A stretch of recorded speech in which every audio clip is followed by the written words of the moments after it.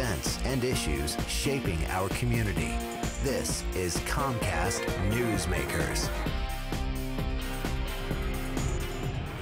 We're on the plaza of the state capitol and right in the middle of a concert, I think, going on out there on the steps of the old Capitol building.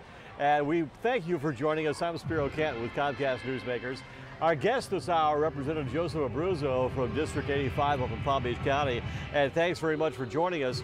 You've had a very active session. This is your first term, but your second year. And we interviewed you last year. Big difference last year and this year? Well, I believe so. Fortunately, last year I was able to get a number of bills passed, laws made, and hopefully I could address some of those today. But I just want to thank you, Spiro, so much and Comcast for having me on the show once again. It's a pleasure to have you here, and I know this has been a great experience for you.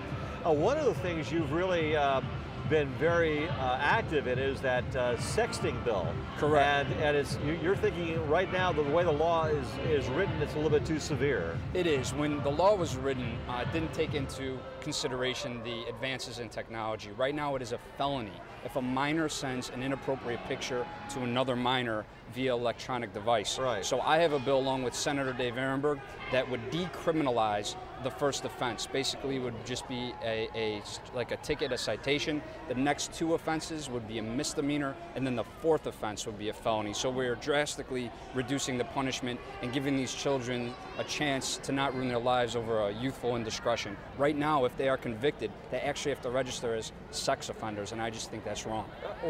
When it first came out, why was this a felony to begin with? Is it because they didn't consider new technology? Correct. They didn't consider new technology, and our bill is a very good bill. This, again, will decriminalize the first offense and give these children a chance rather than labeling them as a sexual predator.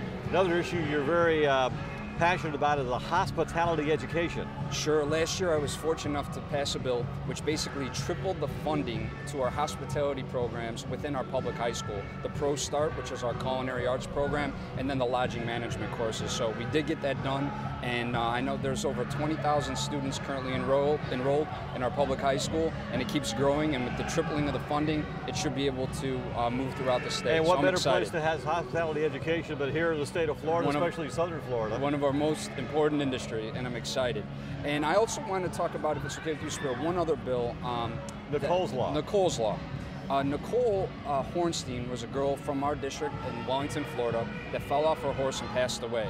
Last year I passed the bill again along with Senator Dave Ehrenberg, which requires minors 16 and under to wear a helmet while riding horseback on public trails, roads, and most importantly, taking riding lessons. So that's one of my favorite bills, and because I know it saves lives, and to get that done has been a tremendous experience for myself, and hopefully help some of these children here in Florida. Well, ironic that we'll have helmets for riding horses, but not motorcycles, right?